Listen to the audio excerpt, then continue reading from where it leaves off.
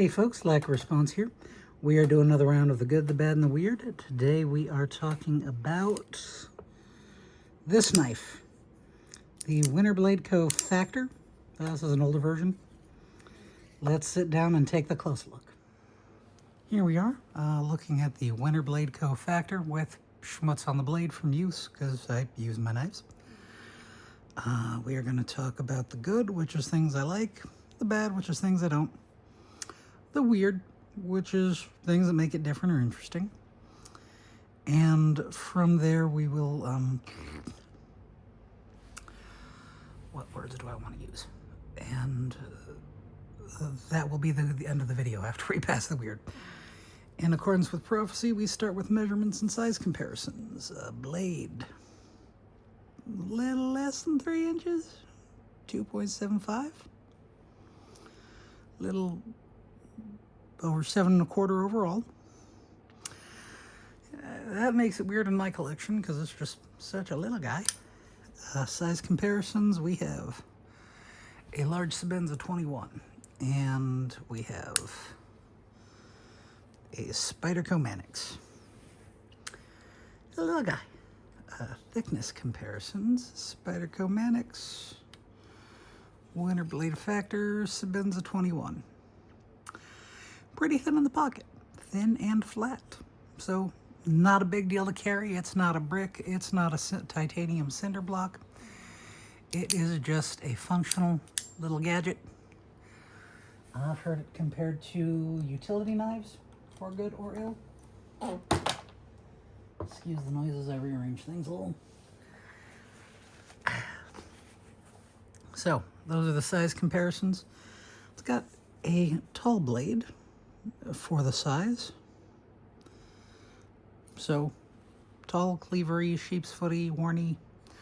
What do you call that blade shape? Tell us in the comments. Are there any interesting markings on this blade? They are back here, and we will zoom in to see them.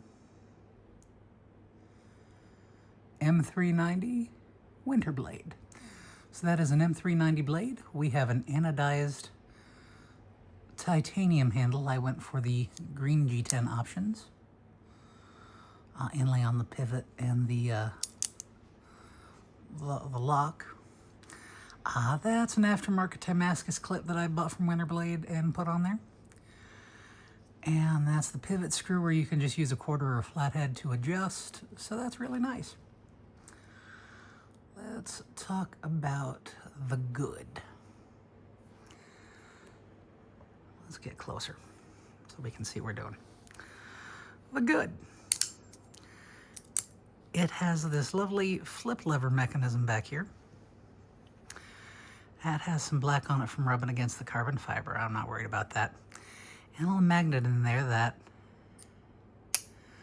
pulls it into place. And this, as you can see there, the blade is exposed there. So this pushes the blade out, and then the magnet keeps it from going through any farther. I suppose if that's as far as it would go in anyway. And the magnet holds it in place. So that's good. As far as I know, Winterblade is the only person doing that. And it's cool, it's unique. That's what caught my eye. That's why I wanted this knife. You can probably hear in the microphone the next good thing. Let's bring it up here so you can hear it. Oh, no, I don't want to do it.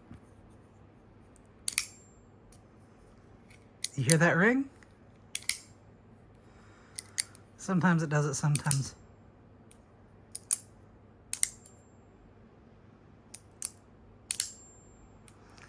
That high-pitched ringing noise is coming from the blade.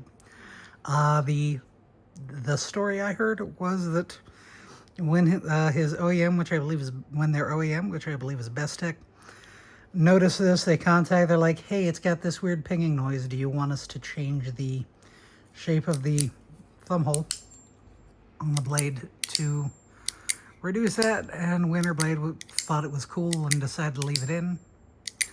I am so grateful they did. The detent on this one is very nice. If you peek in there, you can see it's got a little magnet. and little plastic nubs to make sure the blade doesn't get pulled off center by the magnet. And I feel like the detent on the early versions of the Factor is just perfect. Some people, many people, to my understanding, griped about it feeling too weak. I've had hand injuries, so I like a weaker detent. I like a light detent so I can easily open the blade without difficulty and close it just as easily. We talked about it being nice and thin and light in the pocket. Winterblade, I think the new versions of these have like aluminum handles with more machining and texturing on them. And that's really cool. These old versions with titanium on one side and carbon fiber on the other, or full tie, I think those were also offered, are kind of nice as well. They feel more like a cool little sci-fi gadget than a knife. But still, obviously, you can peel kiwis and open mail and do all the pocket knife things with it. So, good. The bad. The closest thing I can think of to a shortcoming is when the plastic flip lever, as they call this, goes in and out, or goes through, it rubs against the carbon fiber, causing a little black discoloration. Nice thing is, cleans up relatively easily. Just, get like a magic eraser, that'll take that off. That's my only real gripe. And it's a little short. I think I would like this to be longer. I tried one of the longer ones, the Factor 8, and I was pushing on the flip lever, pushing on the flip lever, pushing on the flip lever. I couldn't open it. I could only slow roll it or two-handed open. So the large one didn't work for me because the detent was too strong. If I could get a Factor 8 size one with the detent like it is on this, that would be ideal. But yeah, my only gripes is it feels kind of small. And the discoloration on the inside of the flip lever where you're never going to see it unless you go looking for it. The weird. That flip lever mechanism is 100% unique to Winterblade. As far as I know, they have not given anyone else permission to use that. Oh, the lock. We never talked about the lock. If you can see in that hole, there's another magnet in there that pulls this forward. And that's what locks the blade out. It slides in there like one of those, what's a knife that makes a good example? Here's one. It slides in behind the tang of the blade almost like the ram lock, but instead of having a spring pushing it forward, it uses a magnet to pull it forward. So it's a very solid lock. It's very, the blade is like a satin finish, but it's a very glossy satin. I don't think you can see me in it because I'm hiding, maybe. There we go. Hi, hello. You can see me there. But, yeah, so it's weird. It is a weird little guy, and that's what makes it so interesting. What do you think about Winterblade? Is this your favorite Winterblade, or do you like a different one? Do you not want knives with magnets in it? Tell us in the comments. Like, share, and subscribe, and stay tuned for the next one. Have a good day.